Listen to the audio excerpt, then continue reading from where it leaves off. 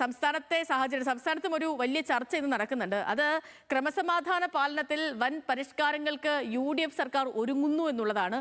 ആഭ്യന്തരമന്ത്രി രമേശ് ചെന്നിത്തല വിളിച്ച പോലീസ് ഉന്നതതല യോഗം ഇന്നാ നടക്കുക. സംസ്ഥാന പോലീസ് മേധാവിയും ജില്ലാ പോലീസ് മേധാവിമാരും പങ്കെടുക്കും. ലഹരി വ്യാപനം തടയുന്നതിനുള്ള കർമ്മ പദ്ധതി ഉൾപ്പെടെയാണ് യോഗത്തിലെ പ്രധാനപ്പെട്ട അജണ്ട. VS അനു വിവരങ്ങളുമായി നമുക്കിപ്പോൾ ചേർന്നുണ്ട്. Anu, good morning. ഈ പൊതുജനങ്ങളോട് മാന്യമായി പെരുമാറുക, അവരൊപ്പം സൗഹൃദമായി പെരുമാറുക, അനാവശ്യമായ അതിക്രമങ്ങൾ ഉണ്ടാകാൻ പാടില്ല, പോലീസിന്റെ ഭാഗത്തു നിന്നും മറ്റ് കാര്യം ജനങ്ങൾക്ക് ബുദ്ധിമുട്ടുണ്ടാകുന്ന ഒരു പരിപാടിയും പാടില്ല എന്നുള്ളതൊക്കെയാണ് UDFന്റെ പൊതുവേ ഉള്ളൊരു പോലീസ് നയം. അപ്പോൾ ഇക്കാര്യങ്ങൾ കൂടുതലായി പോലീസിനോട് പറയുകയായിരിക്കുമോ ലക്ഷ്യം? എന്തൊക്കെ ഇന്നത്തെ ചർച്ചയിൽ നിന്നും പ്രതീക്ഷിക്കാം?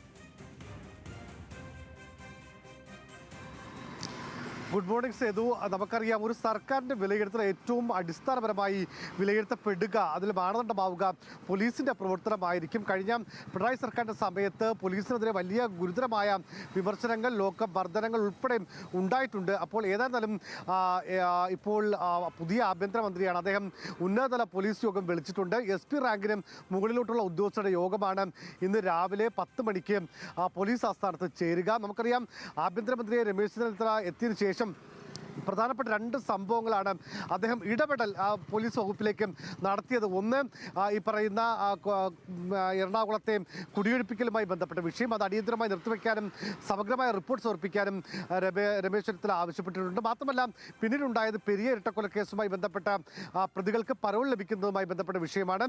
അതിലും അടിയന്തര റിപ്പോർട്ട് അദ്ദേഹം ആവശ്യപ്പെട്ടു. ആഭ്യന്തര സെക്രട്ടറി ബിശ്വാസ് സിൻഹയോടാണ് റിപ്പോർട്ട് ആവശ്യപ്പെട്ടിരിക്കുന്നത്. മറ്റൊരു പ്രധാനപ്പെട്ട കാര്യം, കോൺഗ്രസ് വരുമ്പോൾ സ്വാഭാവികമായും ഈ പോലീസിൻ്റെ സ്വഭാവമൊക്കെ മാറുന്നത് നമ്മൾക്ക് കഴിഞ്ഞ തവണയൊക്കെ നമുക്ക് കാണാൻ വേണ്ടി കഴിഞ്ഞിട്ടുണ്ട്. മാത്രമല്ല, ഈ സർക്കാർ മാറിയ ഉടനെ തന്നെ ചില പോലീസ് ഉദ്യോഗസ്ഥരെ ട്രാൻസ്ഫർ ചെയ്യുക, അങ്ങനെയൊക്കെയുള്ള നടപടികളൊക്കെ ഉണ്ടാകുന്നുണ്ട്. പക്ഷേ അങ്ങനെ ഒരു വലിയ കടുത്ത നടപടികളിലേക്ക് പോകില്ല എന്നുള്ളതാണ് പോലീസ് ഉദ്യോഗസ്ഥർ, അതായത് ഉന്നത ഉദ്യോഗസ്ഥരൊക്കെ പറയുന്നത്.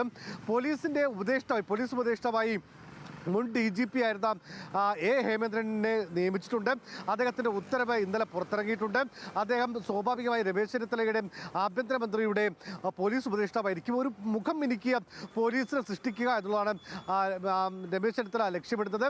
ഏതായിരുന്നാലും ഇന്ന് രാവിലെ ചേർന്ന യോഗത്തിൽ എങ്ങനെയാകണം പോലീസ് എന്നുള്ള കാര്യത്തിൽ ഒരു വ്യക്തമായ സൂചന നൽകാനാണ് ആഭ്യന്തരമന്ത്രി ഉദ്ദേശിക്കുന്നത്. ശരി, ഓക്കെ.